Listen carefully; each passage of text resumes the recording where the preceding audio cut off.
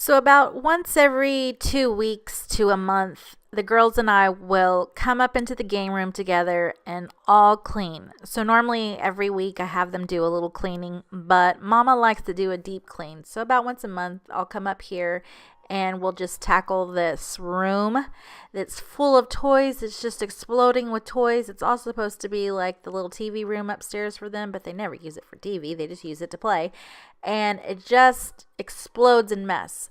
So if you want to see how we go from this mess, this chaos, to this nicely clean room that Mommy approves of, then just keep on watching and you'll see how we just run around like crazy. No, really, I'm just going to speed it up.